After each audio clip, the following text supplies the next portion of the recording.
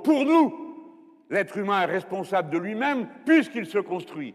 Alors, s'il cède dans sa construction personnelle de la loi de Dieu, ou d'aucune loi du tout, ou de la philosophie, c'est son affaire. Mais le principe restera là.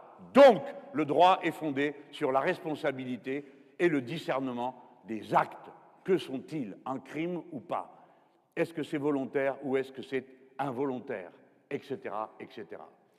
Tant que vous êtes sur cette ligne, vous avez donc un droit dans votre pays par les lois et un droit international parce que votre nation l'a fixé avec les autres. Si vous décidez qu'on sort du droit parce que vous pensez que, alors oui, c'est une situation de rébellion, ça peut être une situation d'insoumission, ça peut être légitime. Mais je suggère qu'on ne s'amuse pas trop à ça dans l'arène internationale, parce que quand on arrête avec le droit, il ne reste plus que la force. Et c'est bien ce que dit le choc des civilisations. C'est la force qui doit l'emporter. Il n'est plus question d'identifier des droits des uns et des autres, parce que si on se réfère aux droits, alors le gouvernement d'Israël, alors le gouvernement français, alors tous les gouvernements du monde doivent appliquer le droit qu'eux-mêmes ont voté. Et nous ne devons pas sortir de ce cadre. Par conséquent, Israël doit se soumettre aux résolutions de l'ONU qui ont prévu une situation parfaitement claire. Les États-Unis d'Amérique doivent se soumettre au droit international et ils doivent cesser de mettre leur embargo qui assassine lentement Cuba. Et ainsi de suite, pour chaque État, pour chaque pays, pour chaque nation, le droit. Et si le droit ne nous convient pas, eh bien nous le changeons. Bien sûr que l'ONU est imparfaite de mille manières, mais pourquoi l'est-elle?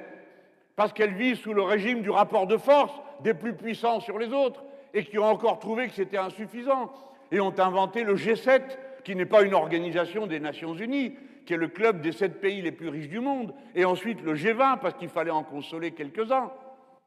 Voilà comment le monde est organisé. Si vous sortez du droit, alors vous avez le choc des civilisations et vous avez la guerre au terrorisme.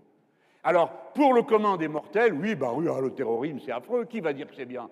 Si vous acceptez de partager les gens d'après leur religion, adieu vos vaches cochons, droit et tout ce que vous voulez. Il n'y a plus que des individus qui sont assignés à résidence d'une culture et d'une religion. Notez bien qu'on ne leur demande pas leur avis. La République démocratique du Congo, qui a 110 millions d'habitants, un territoire immense, grand comme toute l'Europe d'aujourd'hui, a des richesses extraordinaires dans l'est de ce pays. Dans l'est de ce pays, c'est un hasard, vous allez me dire, il y a une guerre avec le voisin. Et cette guerre dure depuis 25 ans, sans qu'aucune organisation internationale ne fasse rien, abandonnant les Congolais à leur sort et les populations qui se trouvent là au massacre qui s'y répète. C'est le plus grand mouvement de population depuis la fin de la Deuxième Guerre mondiale. 6 900 000 personnes ont été déplacées en 25 ans. Et l'année dernière, 1 million. Pas un mot, pas un bruit. Rien. Silence, ce sont des Africains qui se débrouillent. Je pourrais, j'en ai une liste sur toute une page de conflits de cette